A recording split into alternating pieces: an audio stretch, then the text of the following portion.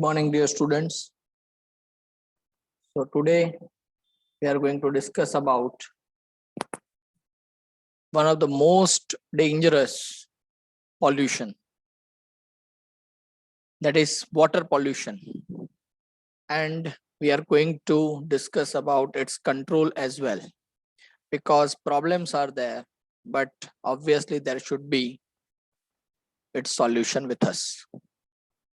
So in this topic we are going to discuss particularly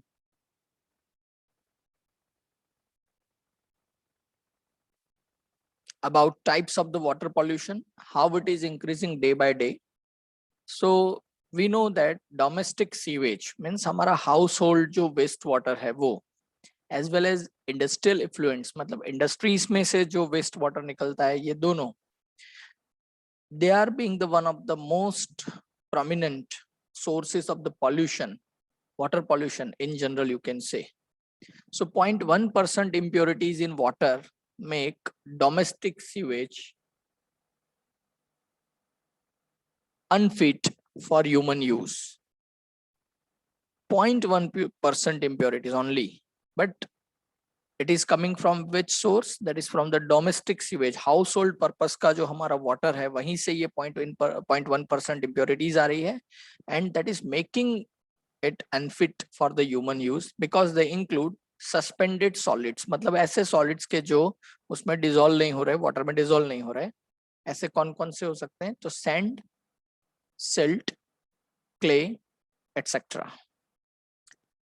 Colloidal materials are also there, जिसमें fecal matter, bacteria, cloth, paper fibers, etc. ये colloidal है, मतलब water में dissolve नहीं होंगे completely, लेकिन water के साथ अच्छे से mix हो सकते हैं. Dissolved materials like nutrients like nitrate, ammonia, phosphate, sodium, calcium, and salts of that, you can say, they are being the major part of the domestic sewage water.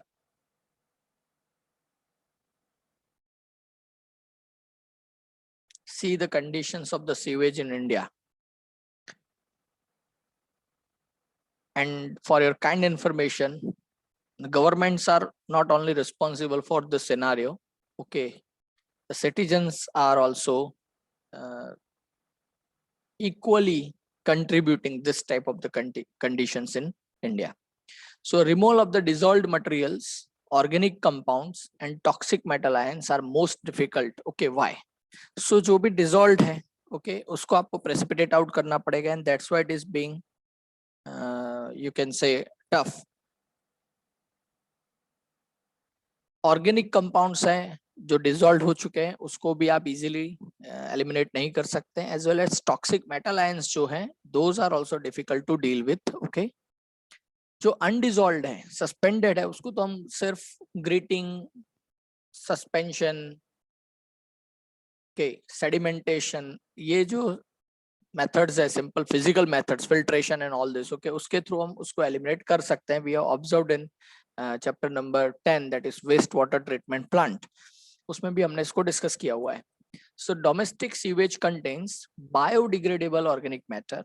It is decomposed by variety of the microorganisms. तो domestic sewage में क्या रहता है? ज्यादातर organic matter ज्यादा है, और लेकिन वो ऑर्गेनिक मैटर कैसा है? तो उसमें स्पिलेज, किचन के स्पिलेज हो सकते हैं, मतलब vegetable spillage, and you can से fruits, okay, as well as you can say grains and all these are also there.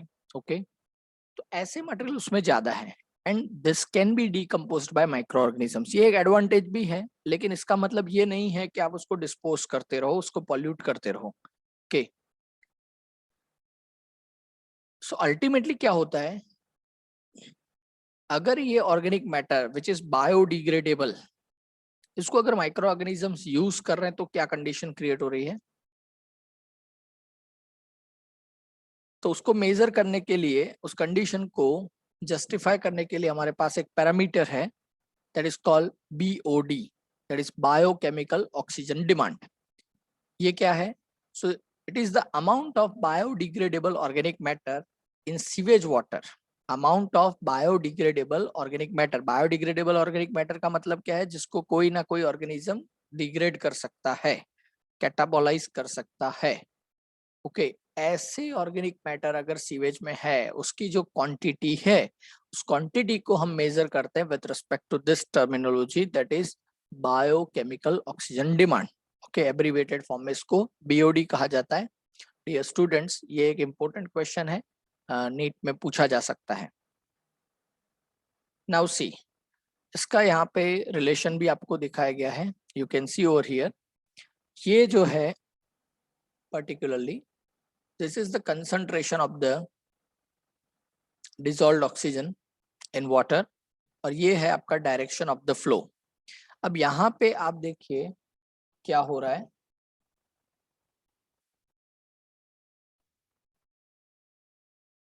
So dear students, you can see over here the concentration of the oxygen, and here the direction of the flow is there. Okay, जैसे यहाँ पे sewage discharge हो रहा है, you can सी पहले dissolve oxygen आप देखिए यहाँ पे, this is the pink line which is indicating the dissolved oxygen which is present in the water reservoir। जहां पे हम ये सीवेज वाटर को डिस्चार्ज करते हैं, वहां का ये डिसॉल्व्ड ऑक्सीजन है जस्ट बिफोर द डिस्चार्ज। उसका आप लेवल देख सकते हैं। जैसे ही हमने यहाँ पे सीवेज वाटर डिस्चार्ज किया है, you can see over here, और आप देखो वहां पे बीओडी कम है।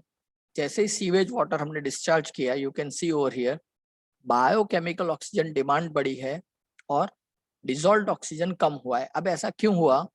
तो ऑब्वियस है कि आपने जो सीवेज वाटर इस पॉइंट पे डिस्चार्ज किया है, particularly in this time during, okay, तो उसकी वजह से क्या हुआ? तो वहां पे जो माइक्रो ऑर्गेनिजम्स पहले से है वाटर बॉडीज में, वाटर रिजर्वायर में, वहां पे, तो उन माइक्रो ऑर्गेनिजम्स ने उस ऑर्गेनिक मैटर को यूटिलाइज करना शुरू किया एज देयर फूड।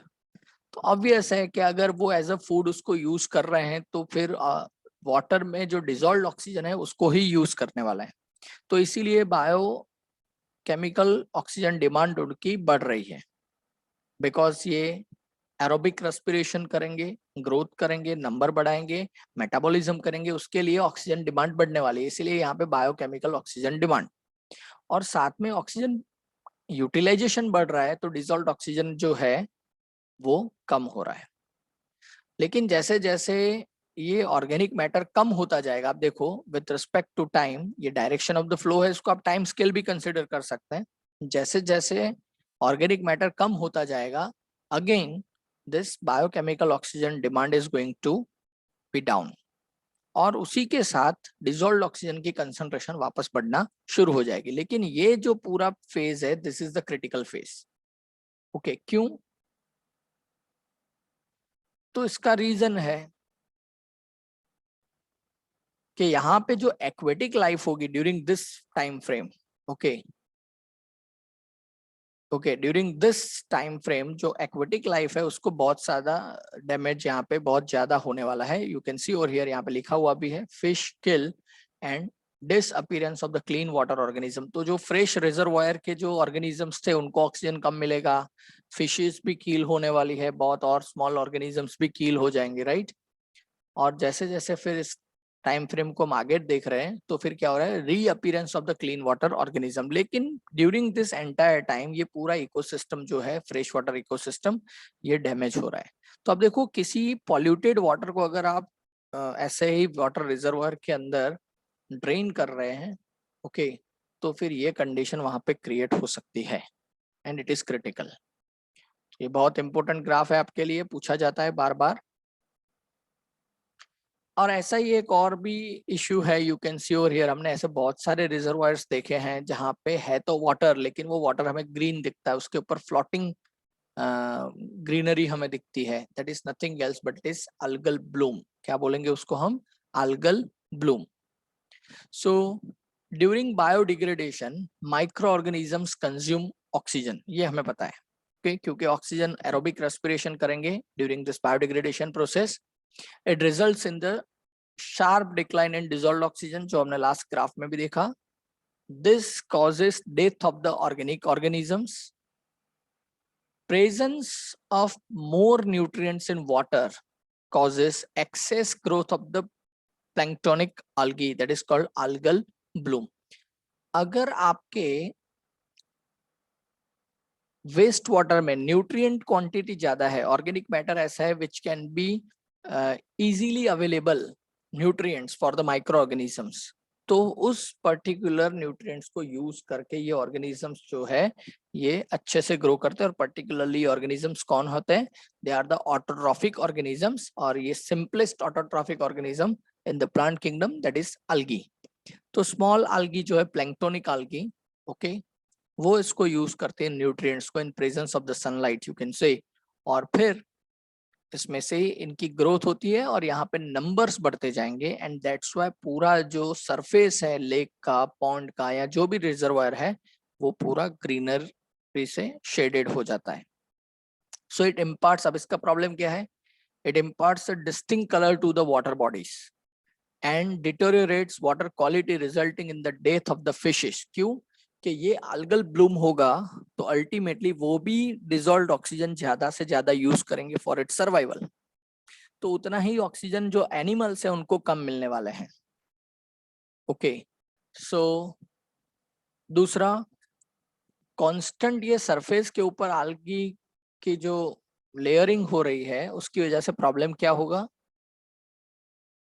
एनिमल्स है या दूसरे जो हायर ऑर्गेनिजम्स, हायर प्लांट्स है, उनको सनलाइट डायरेक्टली मिलने वाली नहीं है, तो डिटेरियोरेशन हो रहा है पूरे इकोसिस्टम का, और अल्टीमेटली यहाँ पे कुछ एनिमल्स की डेथ भी होने वाली है। You can see over here, जैसे यहाँ पे लिखा है, death of the fishes will be observed.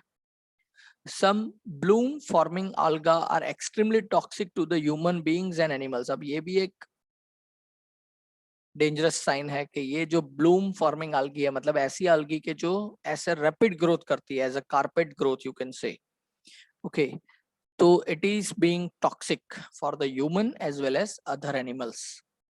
Okay, तो ये भी एक बहुत बड़ा इश्यू है algal bloom। और ये क्यों होता है पॉन्ड्स और लेक्स में? If we are discharging nutrient rich waste water to the water bodies. और दूसरा, कौन से न्यूट्रिएंट्स इसमें ज्यादा हेल्प करते हैं algal bloom में? तो डियर स्टूडेंट, ये भी एक नीट क्वेश्चन है। algal bloom में जो न्यूट्रिएंट्स ज्यादा हेल्प कर रहे हैं वो है फास्फोरस और nitrogen. Okay, you have to remember this two elements for this, okay, phosphorus and nitrogen.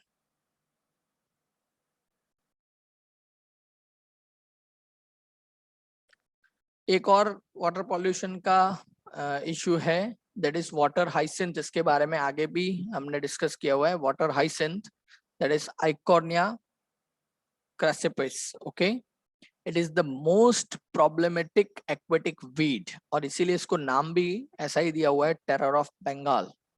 हमने बायोडाइवर्सिटी वाले चैप्टर में इसके बारे में देखा था। ऐसे 3 फ्लावरिंग प्लांट के स्पीसीज जो ब्रिटिशर्स ने इन्वेट किए इंडिया में, okay, just to please their families, particularly the females of their families, okay, और उसकी वजह से आज क्या कंडीशन है। तो आप देखो, तब भी मैंने डिस्कस किया था कि वाटर हाइसिंथ की ग्रोथ इतनी कारपेट ग्रोथ हो रही है कि पता भी नहीं चलता है कि यहाँ पे कोई पॉन्ड, लेक या रिवर है। You can see over here, यहाँ पे एक फोटोग्राफ आपको दिखाया गया है। अगर ये नहीं दिखाया जाए आपको, इतना एरिया, ये ट्रेंच जैसा जो आपको थोड़ा बहुत दिखाया है जहाँ पे वाटर हमें दिख रहा है, अगर वो ना दिखाया जाए तो कोई भी इसको फार्म मान लेगा, कोई इसको वाटर बॉडी मानने के लिए रेडी भी नहीं हो सकता है। इतनी फास्ट वेजिटेटिव प्रोपेगेशन है इसकी, फास्ट ग्रोथ है, okay. So they grow abundantly in eutrophic water bodies. अब ये एक नया वर्ड है आपके लिए, यूट्रॉफिक। यूट्रॉफिक वाटर बॉडीज का मतलब है न्यूट्रिएंट रिच, ओके, जिसमें फास्फोरस और नाइट्रोजन ये 2 एलिमेंट्स ज्यादा हैं। ऐसे वाटर बॉडीज में वाटर हाइसिंथ की जो ग्रोथ है, it is being a growth of the like terror, okay, इसीलिए इसको टेरर ऑफ बंगाल ये नाम दिया गया है। वी नो दैट वाई इसको टेरर ऑफ बंगाल ये नाम दिया गया है, because we know that Britishers have made their capital in Kolkata, okay, they were governing the entire India from Kolkata. Okay और वहीं पे इन लोगों ने सबसे पहले वहां पे जो हमारे जो रिवर्स है Ganga and all this right, उनके बैंक्स पे इनको मतलब फ्लॉट किया और बाद में वहीं से ये ग्रो होना शुरू हुए। Okay and because of that ये नाम इनको मिला टेरर ऑफ बंगाल। अभी तो पूरे इंडिया में ये स्प्रेड हो चुके हैं।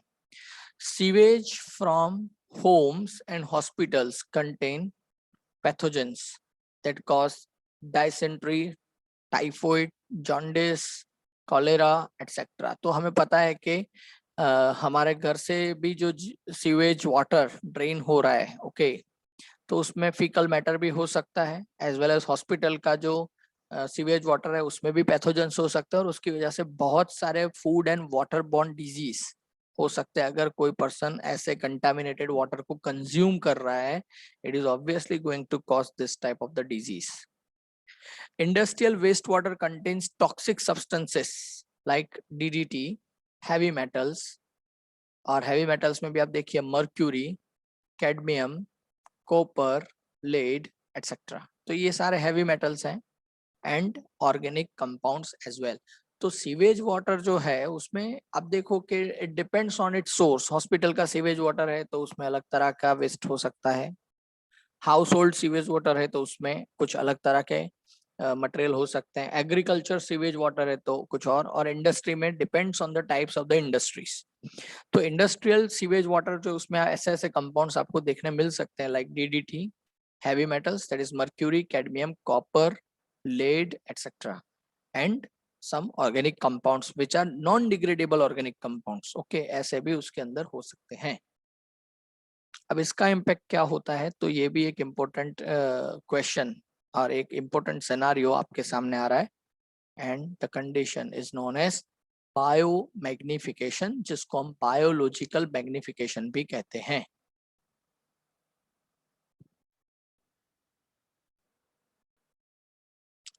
ओके सो बायोलॉजिकल मैग्निफिकेशन या बायो मैग्निफिकेशन ये क्या प्रॉब्लम है।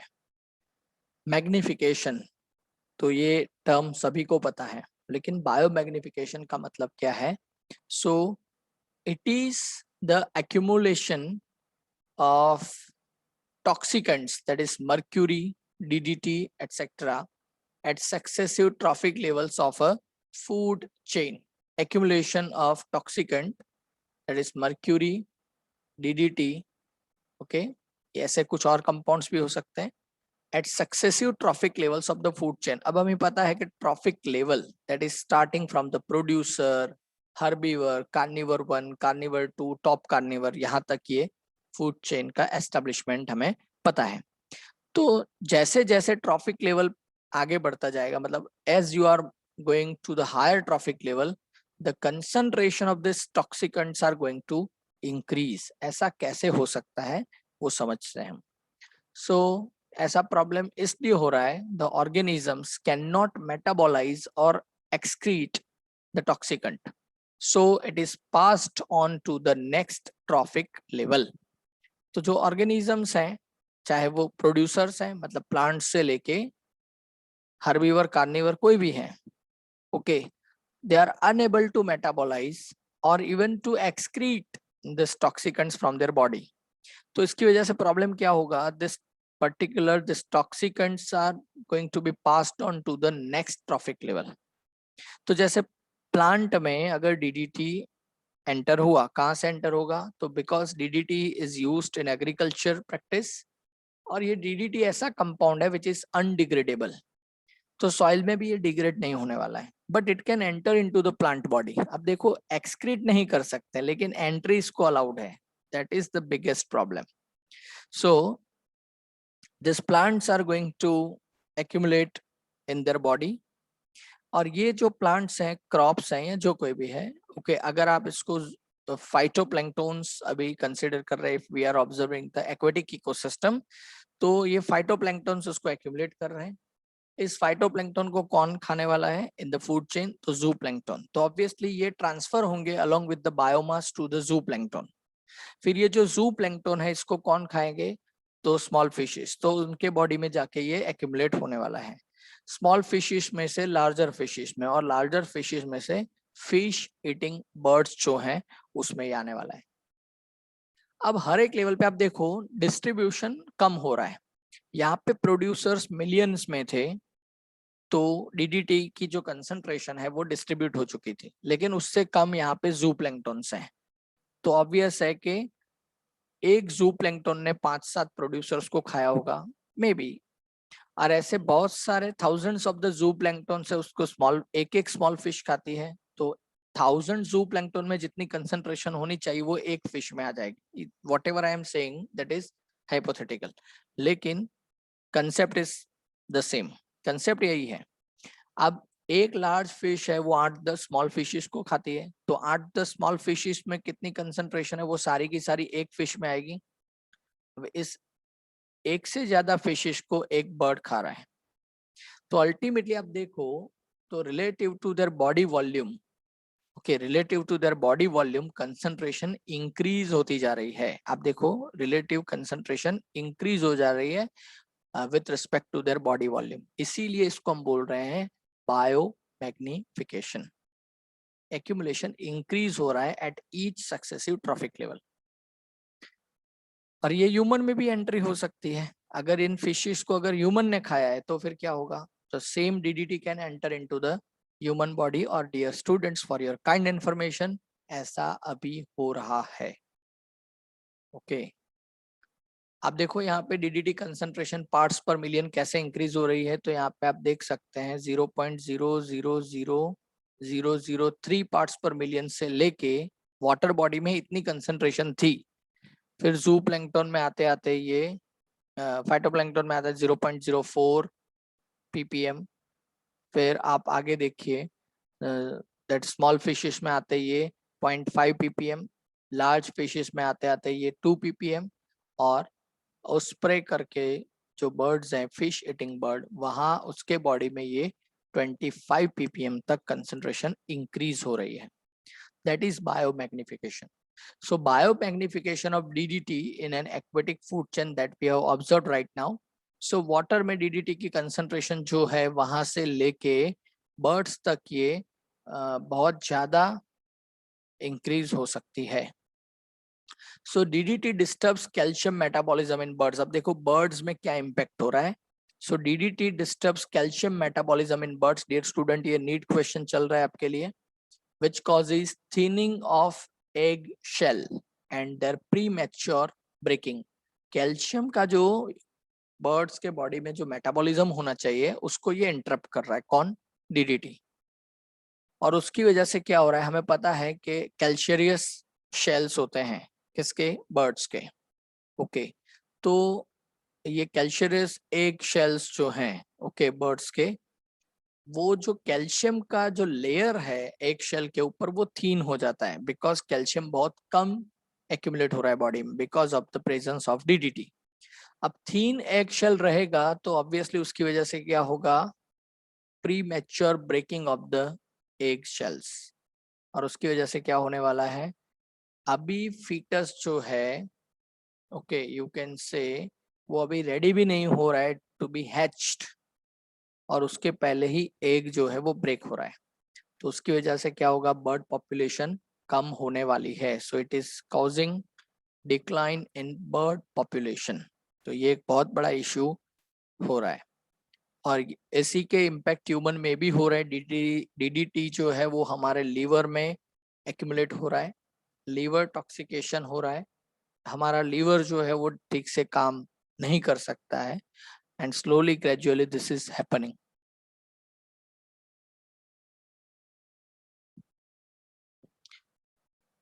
Okay, now eutrophication. So it is the natural aging of a lake by nutrient enrichment. आगे ये term एक बार आ चुकी है, that is eutrophic water bodies. तो eutrophic मतलब nutrient rich. Okay, तो अगर कोई water body ऐसे हैं, okay, where there is a constant discharge of the nutrients, constant discharge of the nutrients. Okay, उसकी वजह से क्या होगा? This water body is, or you can say lake, is going to be aged. Okay, aging हो रहा है, natural aging हो रहा है किसका? लेक का। और ये चैप्टर नंबर 14 में हमने देखा था हाइड्रार्क सक्सेशन, जहां पे वाटर बॉडी था पहले, बाद में वहां पे आप देख सकते हैं इस तरह से स्लोली ग्रेजुअली वहां पे फॉरेस्ट जैसा बन जाएगा। तो लगता बहुत अच्छा है कि फॉरेस्ट बन रहा है तो अच्छा ही है, लेकिन ऐसा नहीं है। Water ecosystems, aquatic ecosystems are having their own importance in running the variety of the biomes. Okay, in a young lake water is cold and clear. With time, streams draining into the lake introduce nutrients, that is nitrogen, phosphorus, etc. तो ये dear students आपको याद रखना है कि nitrogen और phosphorus जो है वो algal bloom के लिए रिस्पॉन्सिबल है, और उसके साथ साथ यूट्रॉफिकेशन के लिए भी नाइट्रोजन और फास्फोरस ये दोनों ही एलिमेंट्स रिस्पॉन्सिबल है। And it increases lakes fertility. तो जब यंग लेक होता है तब वाटर उसका जो है वो कूल, कोल्ड, क्लियर, ओके।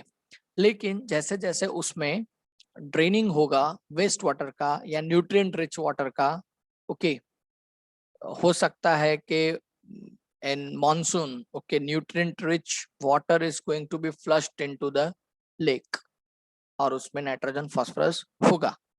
उसकी वजह से क्या होने वाला है, ये जो लेक है उसके वाटर की फर्टिलिटी इंक्रीज होती है क्योंकि अब उसके पास न्यूट्रिएंट्स है।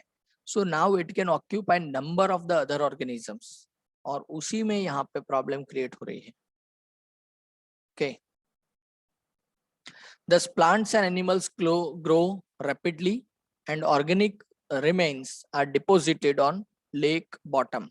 Plant animal की growth fast होने वाली है, और उनके dead body के जो remaining parts हैं, they are going to be deposited in the lake bottom, जैसा सक्सेशन में हो रहा था वही प्रोसेस यहाँ पे हो रही है।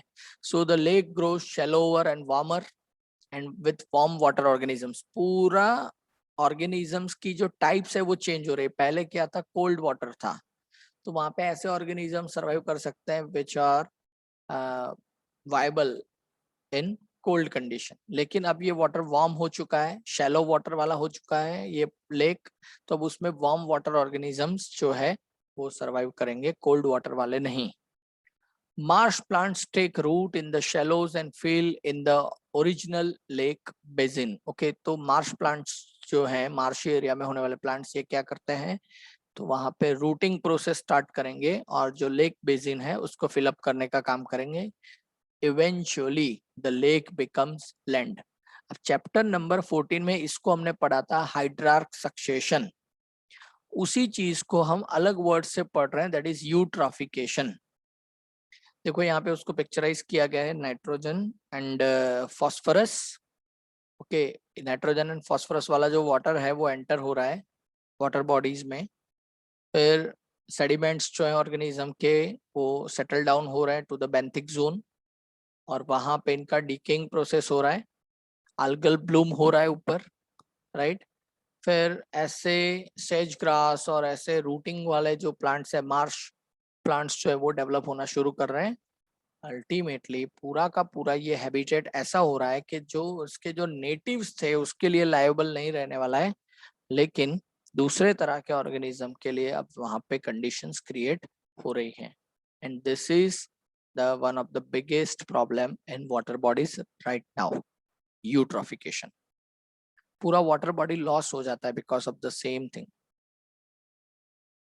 सी the condition of the eutrophy water. अब इसको वाटर कहे या एक मडी सूप इसको बोला जाए, right, that is a question. Depending on climate, size of the lake and other factors, the eutrophication may span thousands of the years. Okay, तो ऐसा भी नहीं ये overnight process है, क्योंकि eutrophication एक तरह का succession ही है, और हमने देखा था कि ecological succession takes hundreds and thousands of the years in the chapter number 14. However, pollutants like effluents, लेकिन problem कहाँ पे आप देखिए, pollutants like effluents from the industries and homes accelerate this eutrophication process. अगर यही eutrophication होता है naturally, तो फिर it will take hundreds and thousands of the years. लेकिन अगर ये eutrophication हो रहा है because of the industries, because of the effluents coming out from our homes and all, तो फिर ये प्रोसेस hundreds of years नहीं लेगा, it will take only some few decades. Okay, आप देखिए यहाँ पे पूरा जो पॉन्ड है उसकी कंडीशन क्या हो रही है, उसका बेंथिक जोन, इसमें सेडिमेंट्स धीरे धीरे बढ़ते जा रहे हैं और अल्टीमेटली ये कंडीशन क्रिएट हो रही है। पहले यहाँ पे इंडस्ट्रीज नहीं थे, अब यहाँ पे इंडस्ट्रीज है और सिंबलाइज भी किया गया है fishes, birds, okay, fish eating birds, ये सारे अब यहाँ से चले गए मतलब they are extinct. Okay, see what we humans are contributing to the nature. Okay, तो मैंने बताया it will not take hundreds of the years, it will take only decades. और ये फास्ट प्रोसेस एक्सेलरेटेड यूट्रॉफिकेशन है, इसको क्या बोला जाता है, कल्चरल। अब क्यों कल्चरल नाम दिया गया है, that is a question. Okay, है तो ये पूरी प्रोसेस अनकल्चरल कंडीशन लग रही है। Okay, so it is called cultural और एक्सेलरेटेड यूट्रॉफिकेशन। तो डियर स्टूडेंट्स, ये डेफिनेशन पूछी जाती है, व्हाट इज कल्चरल और accelerated eutrophication, you have to be ready for this. The prime contaminants are nitrates and phosphates. Again अब देखो यहाँ पे nitrate and phosphates are being the biggest culprits of this entire scenario. They over stimulate the growth of algae, fast growth करवाते हैं algae की, and it causes unsightly scum and unpleasant odors and robs the water of dissolved oxygen. Okay, water की जैसे oxygen जो है, dissolved oxygen जो उसकी जैसे रॉबरी हो रही है, okay, by the presence of some algae. It leads to the death of other organisms. उसकी वजह से क्या होने वाला है, बाकी जो ऑर्गेनिजम्स हैं उनकी डेथ होने वाली, राइट। दूसरा एक प्रॉब्लम है हीटेड और you can say thermal waste waters from electricity generating units. तो जो थर्मल पावर स्टेशन है वहां से जो वाटर जनरेट होता है that is heated water, thermal waste water है। It eliminates the organism sensitive to the high temperature. अब लगता ये है कि वहां से जो पानी निकलता है, ओके, गर्म पानी है, उसमें कोई पॉल्यूटेंट तो नहीं है, लेकिन फिर भी वो हमारे बायोडाइवर्सिटी को हार्म तो कर ही रहा है। तो ऐसे organisms which are sensitive to the high temperatures are obviously going to be lost. ऐसा क्यों होगा, बिकॉज वहां लेक या पॉन्ड का जो पहले का टेम्परेचर था वो कुछ अलग था। Just by mixing of this water, heated thermal water you can say, उसकी वजह से it is going to be going to damage the aquatic plants and animals.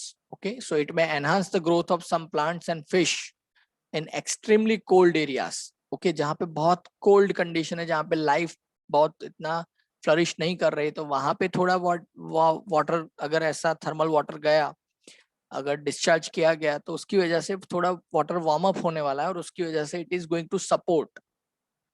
Okay, but only after causing damage to the indigenous flora and fauna. क्यों कि वैसे cold water में भी कुछ special kind के प्लांट्स और एनिमल्स और microorganisms होंगे, लेकिन just by mixing of this warm water to those type of the cold climatic condition waters, उसके जो ओरिजिनल ऑर्गेनिजम्स थे उनकी तो लॉस होने ही वाली है,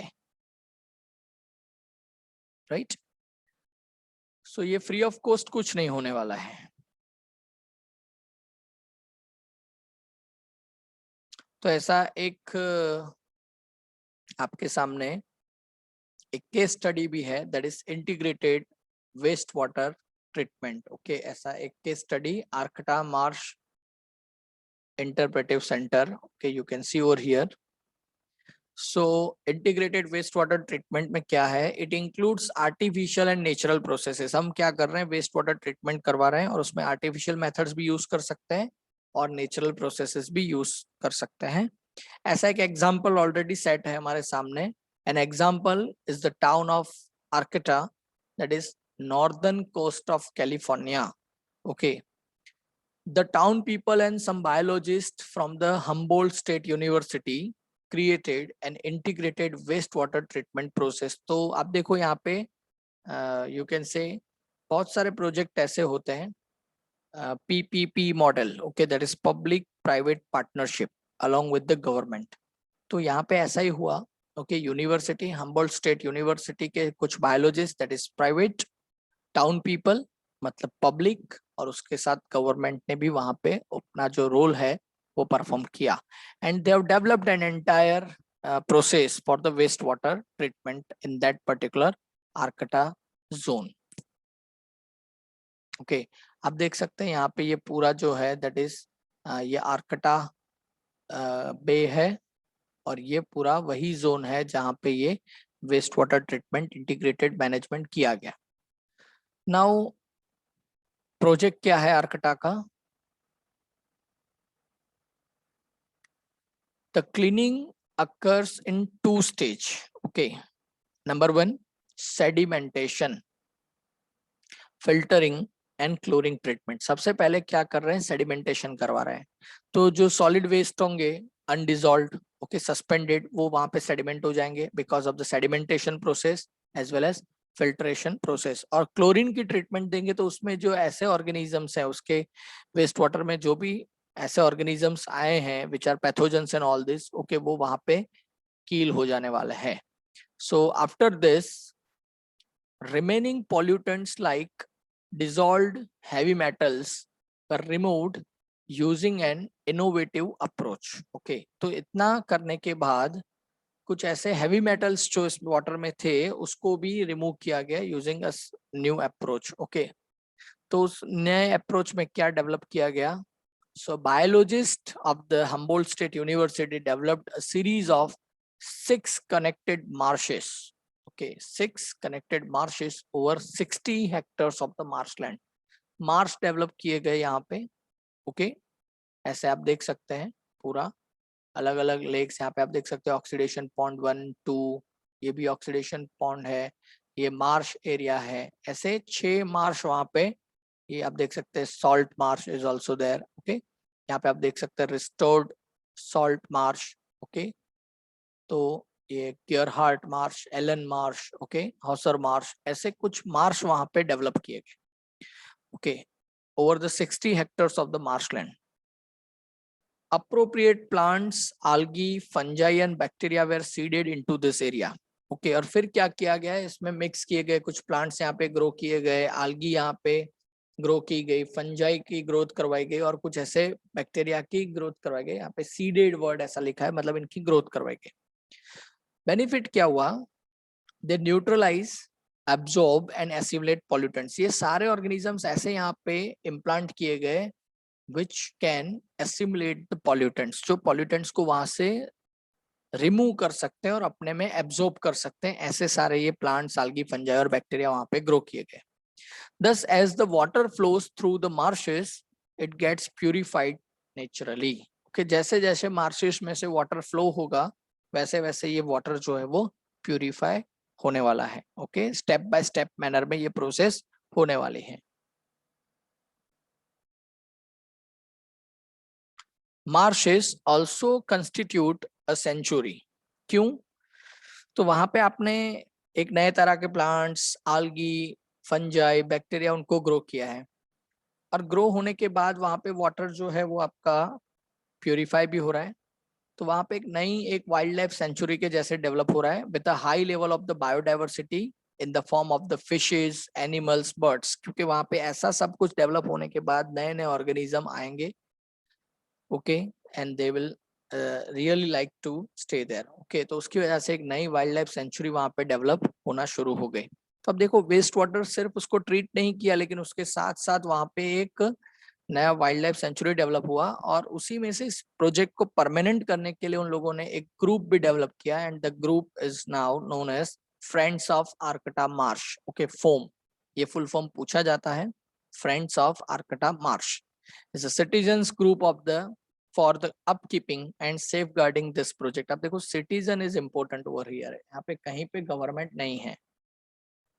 okay, it is obviously sole responsibility of the citizens to just maintain the surrounding environment.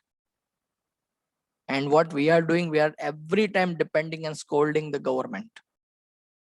Okay, though obviously governments are also having some responsibilities, but they are not meant to clean our uh, neighboring areas. Okay, वो सब तो हम सबकी ही responsibility है ना.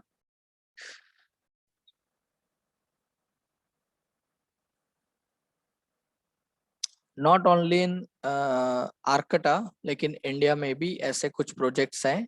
Okay, so ecological sanitation. Okay, so it is a sustainable system for handling human excreta using dry composting toilets. Okay, तो ecological sanitation के लिए क्या कर रहे हैं यहाँ पे, तो ह्यूमन एक्सक्रीटा जो है, जो टॉयलेट्स है इंडिया में, ओके, उसको यहाँ पे रिस्ट्रक्चर किया गया है और उसको इस तरह से यूज कर रहे हैं so that it is going to create compost. Okay, जो फार्मिंग में एज ए फर्टिलाइजर हेल्प कर सकता है.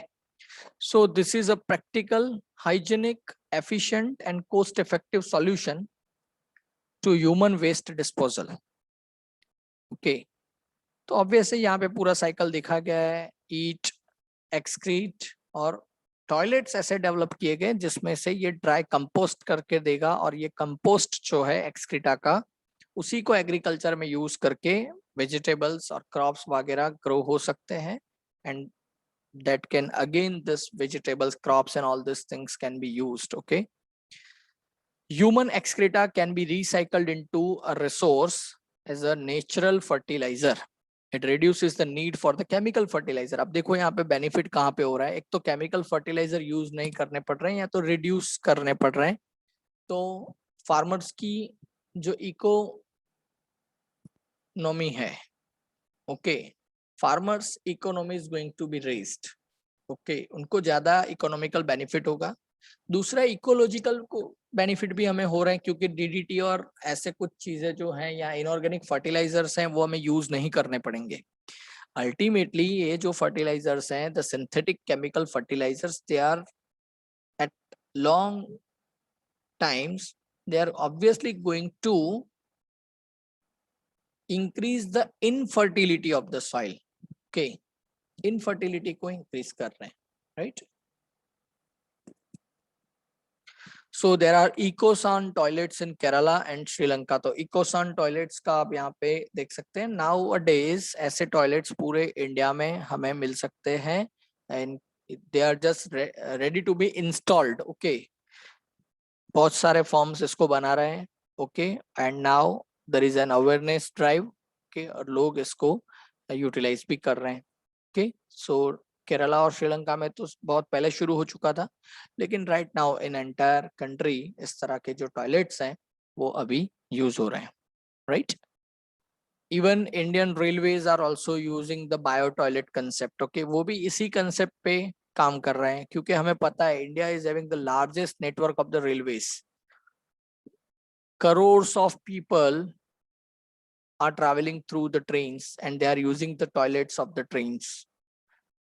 The Indian government has changed the things. Okay, they have developed this bio toilets. Okay, just like ecosans. Okay, so excreta, whatever is collected in those type of the toilets, okay, it is obviously going to be used as a fertilizer, as a compost. So ये भी एक remedy है, right? So obvious है कि water pollution इससे बचना है. So Government of India has passed Water Prevention and Control of the Pollution Act 1974 to safeguard water resources. Okay, 1974 में Water Prevention and Control of the Pollution Act India में पास हो चुका है. उसके अमेंडमेंट भी कुछ हुए हैं एंड ये रूल्स हैं, एक्ट्स हैं. ओके, बट एक्ट्स के सामने अगर हमारे रिस्पॉन्सिबिलिटीज को हम देखें, okay, they are much more efficient. Okay,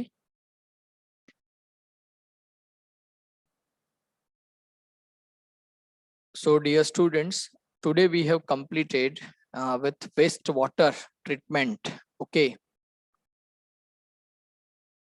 impact of the wastewater on the ecosystems.